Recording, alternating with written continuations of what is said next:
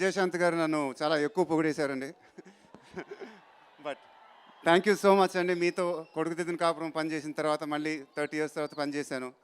అప్పుడు ఆవిడ ఎలా ఉన్నారో ఇప్పుడు మా సెట్లో కూడా అలానే ఉండారు. ఏమాత్రం తేడా లేదు.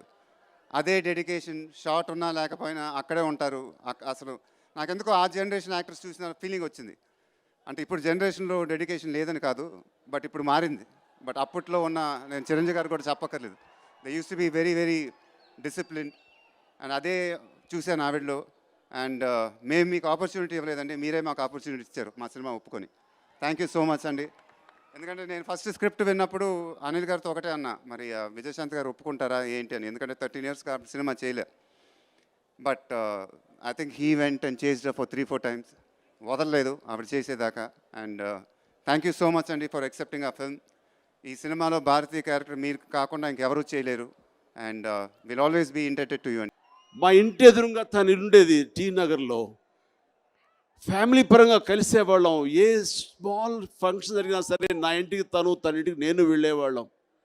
అండ్ ఆ తర్వాత సినిమాలకు సంబంధించి దాదాపుగా 19-20 సినిమాలు చేసాం.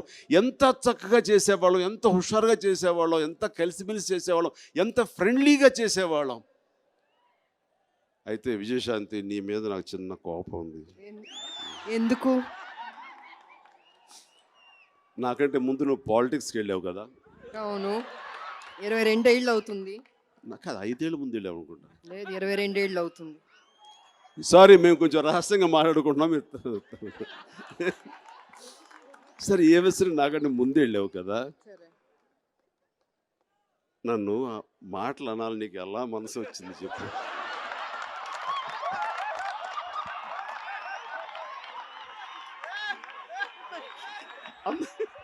పంచ్ డైలాగ్ వేసాడు ఈయన. చేయి చూసావు ఎంత రఫ్గా ఉందో. రఫ్ ఆడిచ్చేస్తాను, జాగ్రత్త. రాజకీయం వేరు, సినిమా వేరు. అయినా మన ఇద్దరం మిత్రులు. మా హీరో మీరు, నేను మీ హీరోయిన్. ఇద్దరం కలిసి 20 సినిమాలు చేసాం. ఎక్కువ సినిమాలు మీతో చేశాను కదా. అది కాదని లేదు కదా, మర్చిపోతారా? ఏదైనా డౌట్ ఉందా మీకు? ఏం డౌట్ లేదు కదా అసలు, అందులో డౌట్ లేదు. ఇప్పుడు ఏదైనా యాక్ట్ చేద్దాం, అందుకనే మళ్ళీ యాక్ట్ చేద్దాం. అయ్యో, వై నాట్, వై నాట్. ఎన్ని సాంగ్స్ అని గుర్తు తెచ్చుకుంటే ఎంత ఇదిగా ఉంటుందంటే అంత ఇంత కాదు.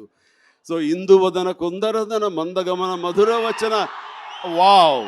అన్ని ఫ్లాష్ బ్యాక్ వెళ్ళిపోతున్నాం మేమిద్దరం. వానా అంటే వానా 20 ఏళ్ళు వెళ్ళు అయిపోయింది ఆయన చూసి నేను కదా. వానా వానా వెళ్ళు ఆయే సాంగ్. ఎన్ని సాంగ్స్ మరి అన్ని సినిమాలు చేస్తాం. మర్చిపోతే మీరు ఎలా నన్ను కాదు మర్చిపోతారు? శాంతి, నేను చూస్తున్నా కూడా అనిపిస్తుంది శాంతి. ఏమని?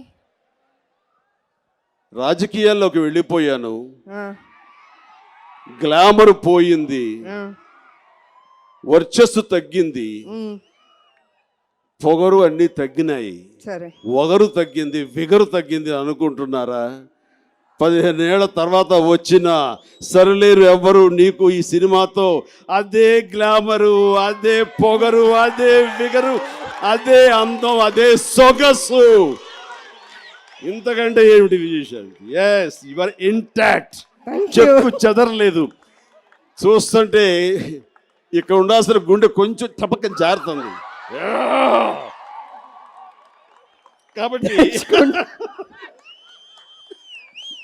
కాబట్టి మళ్ళీ వచ్చి చాలా సంతోషం.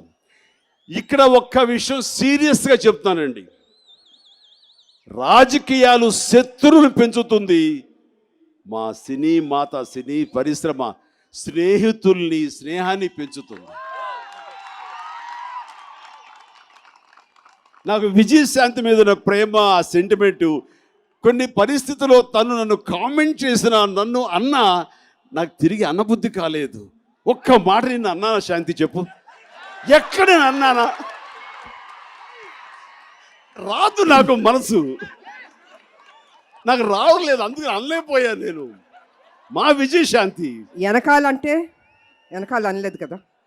స్వేర్ స్వేర్ వెనకాల అస్సలు, ముందే అనవాడిని వెనకాలంటానా? ఎప్పుడు నాకు మీ మీద గౌరవం ఉంది. గౌరవం ఉండబట్టి, అభిమానం ఉండబట్టి 20 సినిమాలు కలిసి చేసాం. హయ్యెస్ట్ సినిమాలు మీతోనే చేశాను నేను. Yes sir? నో? ఒప్పుకుంటాను కానీ మళ్ళీ తిప్పి తిప్పి అక్కడికే వెళ్తున్నాడు ఆయన. సరే, రాజకీయాలు వేరు, సినిమా వేరు. రాజకీయాలు నువ్వు పోరాడాలి జీవితంలో. ఏదైనా ప్రజల కోసం నేను చేసేది నా పోరాటం. వాళ్ళు బాగుండాలని కోసమే నేను చేస్తున్నాను. కానీ కొన్ని సందర్భాల్లో మాకు తప్పదు. అక్కడ ఇప్పుడు పోలీసు వారు ఉన్నారు, డ్యూటీలోకి వెళ్తే అమ్మ నాన్న వైఫ్ తమ్ముడు ఒక అక్క చెల్లెలు ఎవరు కనపడరు, డ్యూటీ కనపడతారు. ఇలా రాజకీయాల్లోకి వెళ్తే ఉద్యమం అన్నది డ్యూటీ, ఫ్రెండ్షిప్ అన్నది వేరు. దానికి నేను న్యాయం చేస్తాను. బట్ ఏదైనా మా హీరో చిరంజీవి గారే I still remember you. But cinema ప్రభావం, సినిమా ఇది అదండి, మనుషులు దగ్గర చేరుస్తుంది. కాబట్టి అనుకోలేదు, మన ఇద్దరం అనుకోలేదు అలా. మహేష్ బాబు పుణ్యం అంటూ సరిలేరు నీకెవరు ఈ టైంలో. అభిమాన సోదరులందరికీ నా నమస్కారాలు. ఇక్కడికి విచ్చేసినటువంటి పాత్రికేయ మిత్రులకి, మీడియా మిత్రులకి, ఇక్కడికి విచ్చేసినటువంటి అర్జున్ సన్ ఆఫ్ వైజయంతి చిత్రం బృందం అందరికీ కూడా నా నమస్కారాలు. ఈ వేదిక పైన చాలాసార్లు నేను అన్న నిల్చున్నప్పుడు నాన్నగారు చాలాసార్లు రావడం, మాట్లాడడం జరిగింది. ఈరోజు మొట్టమొదటిసారి స్టేజ్ పైన నాన్నగారు లేరు అనే లోటు తీరినట్టయింది విజయశాంతి గారు మాట్లాడుతూ ఉంటే.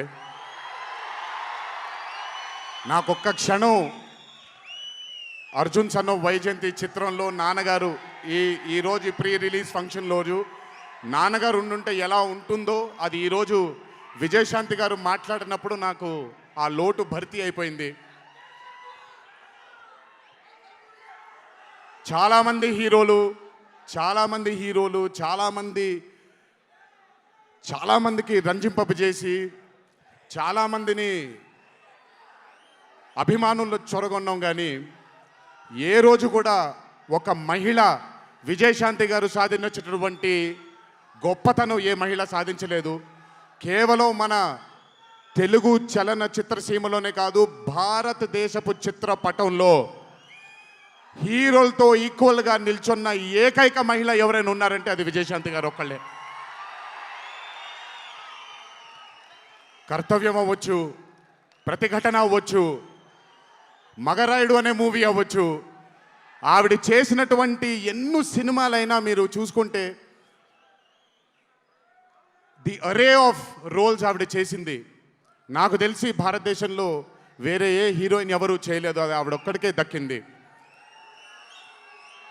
ఈ చిత్రం అర్జున్ సన్ ఆఫ్ వైజయంతి అనే థాట్ కూడా నాకు అనిపిస్తుంది, మరి నిజమో లేదో తెలియదు. కర్తవ్యంలో ఉండే ఆ పోలీస్ ఆఫీసర్కి ఒక కొడుకు పుడితే ఎలా ఉంటుందో అక్కడి నుంచే మొదలై ఉండొచ్చు డైలాగ్, ఐడియా. సో చాలా ఆనందంగా ఉంది ఈరోజు ఇలాంటి మా అన్న మూవీకి రావడం ఒక పెద్ద ఆనందం, ఎందుకంటే మిమ్మల్ని అందరినీ కలుసుకోవడం కూడా జరుగుతుంది. కానీ ఈ మూవీలో ఒక చిన్న ఉత్సాహం ఎక్కువ ఉంది. ఎందుకనంటే ఈ చిత్రాన్ని నేను చూడడం జరిగింది.